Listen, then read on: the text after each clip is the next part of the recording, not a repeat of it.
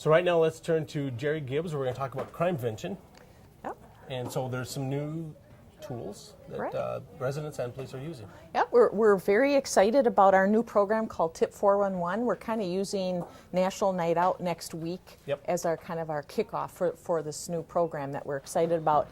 And basically, Tip 411 is divided into three parts. The first part is where residents of Brooklyn Park can receive alerts when things have happened in their neighborhood.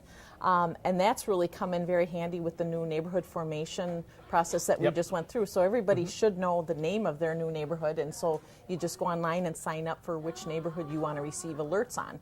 So that should be a lot of full of good information for residents. The second part is crime mapping.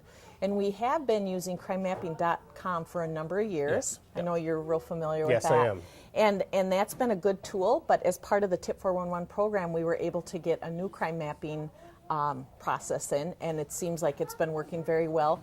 Other cities are using this. The one thing that Brooklyn Park is doing much better than other cities is we're actually able to get a summary in there. So when people click into their neighborhood and see that there was a burglary down the street, it will have a short summary as to what happened at that burglary. So a little more information than what some other cities. I think it's what people are looking for. Just, they want to know more, but not necessarily everything. Exactly, yeah. So that'll be a great thing. And the final piece to Tip 411 is the anonymous tipping. So if people see things, or if they see something where they feel it can prevent a crime or help solve a crime, they would be able to tip in an anonymous tip.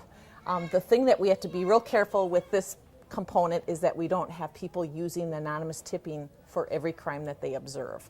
We still want to be alert that 911 is there for emergency situations, and not even just emergencies, but for things that need an immediate police response, we need to go through our dispatch at 911. So someone could get a report that said, hey, there was a burglary last night at 11 o'clock, and they might be able to 411 to send a tip back saying, hey, I was outside walking my dog at 11:05, I saw a car racing away. Is that kind of information you're hoping to gather? Exactly, and that's exactly. And the nice thing too on the crime mapping portion is when you're reading about a crime that happened in your neighborhood, there is something you just click on and you can send a tip back to the police. I think a lot of times, just kind of what you're talking about, people actually see things they don't realize it's a tip at the time, or they observe something that's part of a crime and they don't realize it till the next day when they find out there actually had been a crime and maybe I did see something that would be helpful.